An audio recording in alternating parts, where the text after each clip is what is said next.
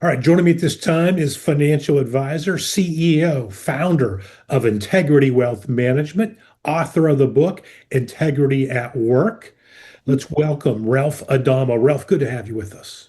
Rick, always good to join you. Happy to be here. Great, great.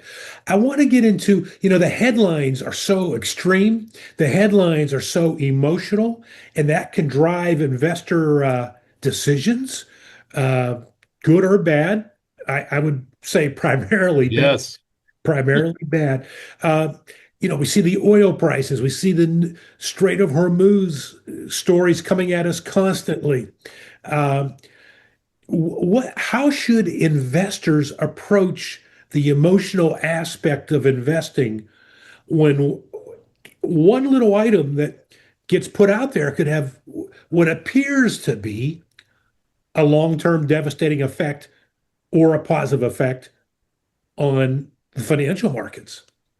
Interesting. Thank you, Rick. It is timely, in one of the aspects, in behavioral finance, one of the themes about the notion of recency bias. We get caught up in what's happening most recent and projecting that out as if that's going to be the trajectory for some period of time or a very durable period of time. And history keeps fooling us because what's interesting in the markets, regardless of that conflict, regardless of the tariffs in 2025, there has always been an issue in every 12-month calendar year. There's always been an issue where markets fall on average. This is over the last 45 years of data from 1980 forward, that the market falls on average a little bit more than 14% a year from its peak to its trough, Hmm. with some precipitating event that created that. Hmm.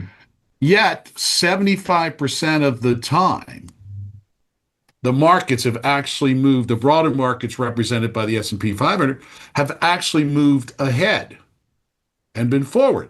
So I many times tell folks, listen, if you could go to the casino and you could wager where 75% of the time you're breaking even or making money, how often would you bet and how much would you bet? So if I understood you correctly, you're saying that Dow Jones falls on average 14% from the high to the low, but the S&P moves up? No, the S&P itself being the broader market, Yeah, not fusing Dow Jones, Nasdaq, anything. Just the S&P because it's a very broad market. 500. If we look at the history of the information on the S&P 500, on average in each calendar year there is a pullback from the peak to the trough of 14.1, Okay. 14.2%. Okay. That happens every year on average. Some years it's 30 something, some years it's 8, but there's always a pullback in the market. It never just goes straight steady upward.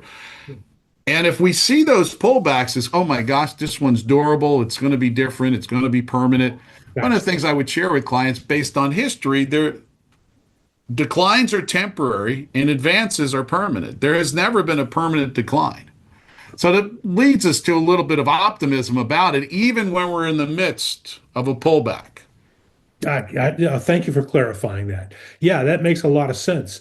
So I would imagine you would be, working with your clients now and telling them, let's just be patient and not overreact.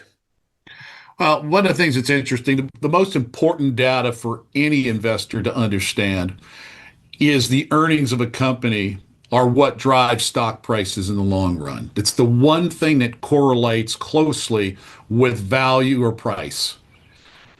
So how are the underlying earnings of the S&P 500? In 2025, it was starting to get a little bit frothy. Folks were talking about it's getting expensive, even with adjustments for the tech heavy index now, because it's far more tech heavy than it was 10 years ago, never mind 20 and 30 years ago. A tech heavy index indicates that we're going to have probably a higher price to earnings ratio than we used to have as a norm, because norm was around 17%. Well, today, folks are thinking that norm might be closer to 19 or 20 times. and let me correct, 17 times versus today 19 or 20 might be more normal, but we were up in the 22 range, 23 range. That was looking a little bit like what it was looked like during the tech bubble when Alan Greenspan, then Fed chair, said, "Hey, we're getting to a world of irrational exuberance where everybody thinks trees grow to skies." Well, that's not the case. And then we had a tech burst, and that bubble collapsed, and it kept sliding for a number of years 2001, 2, and 3. Of course, exacerbated by the 9/11 events for sure, and the Iraq war or Iraq invasion. So a lot of those things happened. But the truth of the matter is, we have actually seen earnings over the past number of months rise while the stock value has not risen nearly as fast as the earnings have risen. So we've got a PE that's gotten more tame even while the market's hitting new highs. Where is the PE now? Last check, which was 331's data. I don't have April 24th's data. I probably could have pulled that up knowing coming in. But the 331 data, even before, we started to see it closer to 19.7, 20 times, a lot more normalized for what we would expect with the tech heavy index. Yeah. Um, my takeaway is things sound pretty stable from an S&P 500 standpoint. And when I say stable, stable and no panic-stricken reason to be panic-stricken. Well, the companies themselves, there's a wonderful saying that the trajectories and orbits of what's going on Pennsylvania Avenue have decoupled from the trajectories and orbits of what's going on Wall Street. They're not always. Maybe temporarily they coincide, but Interesting. oftentimes what's going on Pennsylvania Avenue does not dictate what goes on Wall Street. And what's going on Wall Street is still rather optimistic. Well, that's good news. And Wall Street, by in of itself, capitalism, I think of capitalism, I think of Wall Street, in of it itself is optimism, is it not? Optimism. Well, there's an old saying on Wall Street that we climb a wall of worry. And we have continued to scale that wall year after year. Sometimes the worries and the bears outpace the bulls, and we see a pullback. But again, I would reemphasize, never have we had a permanent pullback. The pullbacks have all been temporary. We've surmounted every pullback. We've come out stronger from every pullback, and we've continued to hit new highs. I mean, looking back, I think it was 1997. I should have pulled that chart up. The S&P was 1/10 of where it is today. Hmm. Wow. It's 700 and change. And if you Unbelievable. closed your eyes as Rip Van Winkle and fell asleep by the tree and you woke up, you would think wow, this ride has just been meteoric. We went up 10x. Meanwhile, we had how many different things happen over that period of time? 9/11, Iraq invasion, 2007-8 financial collapse and crisis. Then we had COVID. I mean, we had one thing after the other in that past 20 something years. It's unbelievable.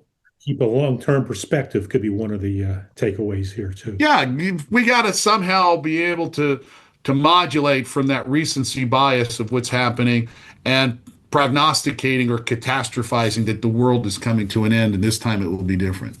All right. Ralph, thank you for joining us. Our final question is pretty important. You're wearing that short sleeve shirt today. Makes me, are you hitting, looks like you're hitting the biceps pretty good. What are you doing? Curls, triceps? I appreciate it. 3 o'clock, I will see DJ at the gym. Looking good there, Ralph Adamo. I appreciate you. All right. Ralph Adamo of Integrity Wealth Management, author of the best-selling book, Integrity at Work. Thank you for joining us. Back with more after this.